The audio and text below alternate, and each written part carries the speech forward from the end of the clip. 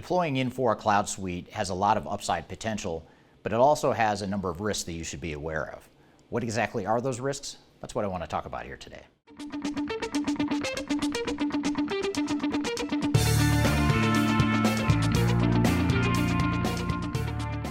My name is Eric Kimberling. I'm the CEO of Third Stage Consulting.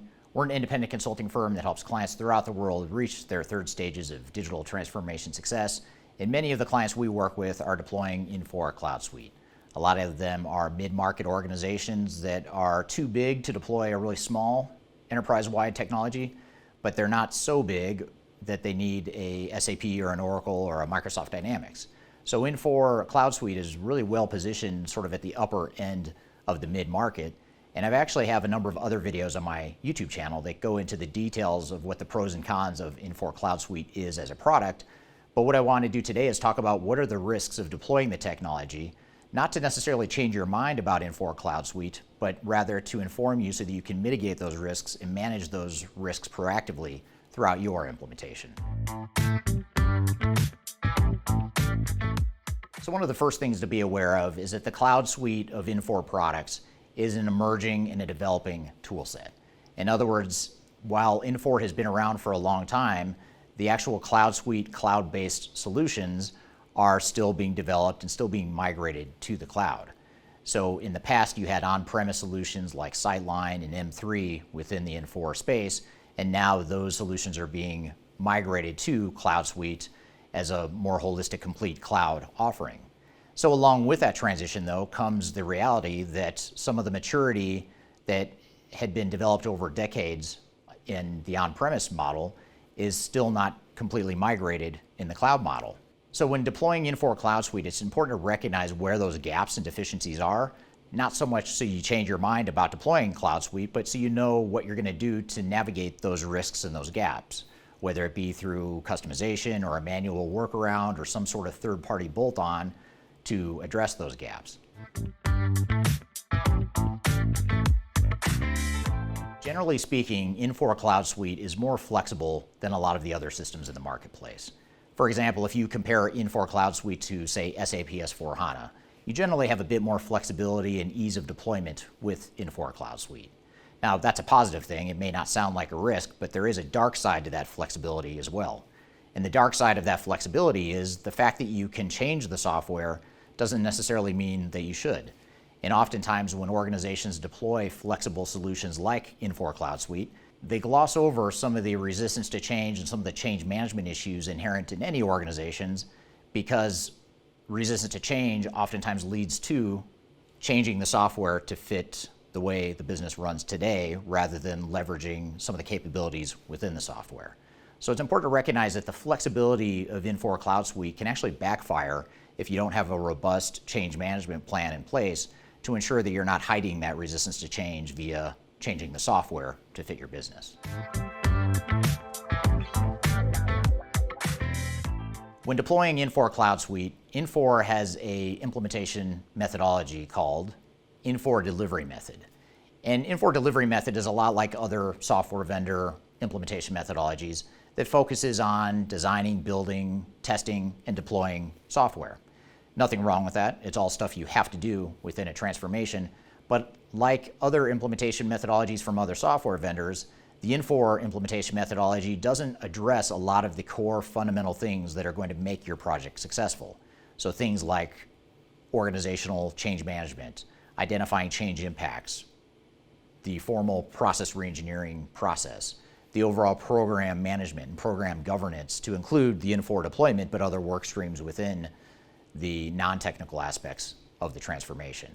So when deploying Infor Cloud Suite, you certainly want to leverage that Infor methodology, but you want to augment that methodology with the other work streams and other methodologies and tool sets that are going to be required to make your project successful.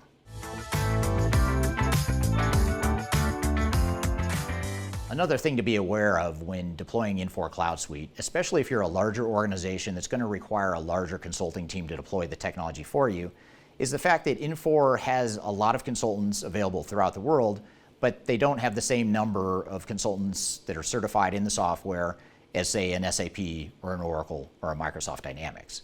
So there's plenty of them out there, but you just want to be aware that they're not as plentiful as the consultants that are available in other software verticals. Now, having said that, if you're deploying Infor Cloud Suite, you're certainly going to get a lot more resources than most other Tier 2 and Tier 3 enterprise systems, but it is something to be aware of as you compare Infor Cloud Suite deployments to some of the larger ERP system deployments out there. Another common pitfall with Infor Cloud Suite implementations is the fact that implementations are oftentimes underestimated in terms of cost, time, resources, budget, all that stuff. And the reason for that is because, first of all, sales reps from software vendors are human, and they're going to downplay some of the risks and some of the complexities of their software.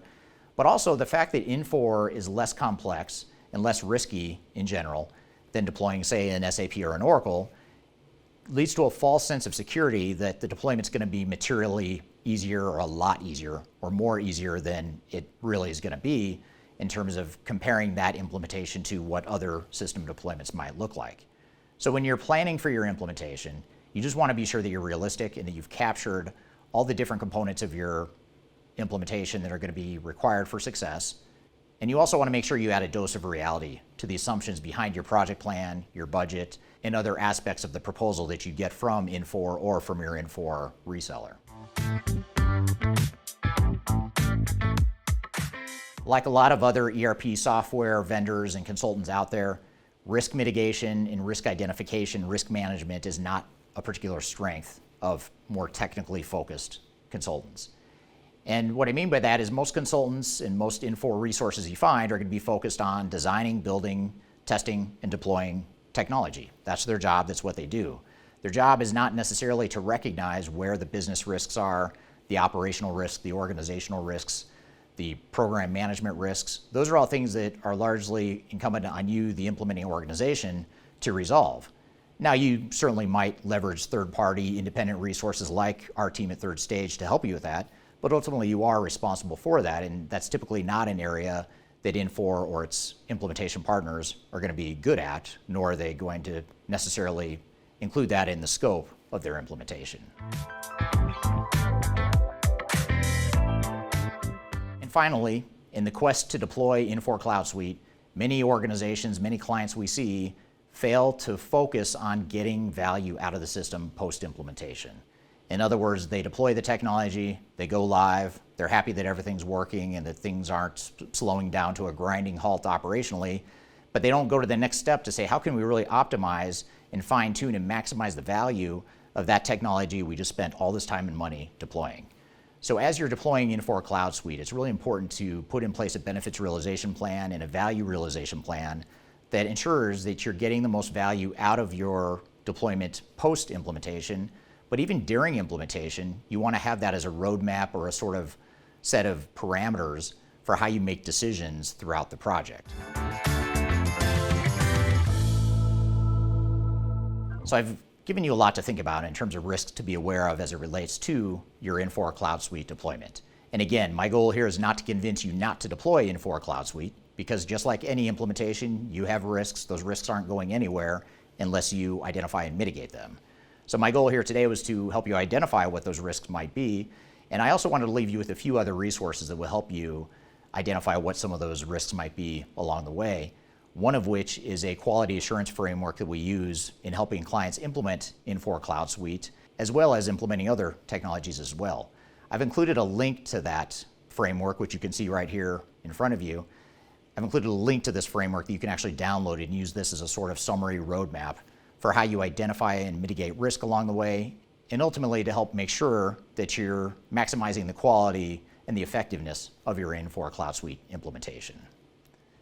I've also included a number of other resources below that I encourage you to check out, including our digital transformation report, which is an annual report that we publish that contains a number of implementation best practices, as well as independent software reviews, including Infor Cloud Suite. And so I encourage you to download that as well as you begin your digital transformation journey. So I hope you found this information useful and hope you have a great day.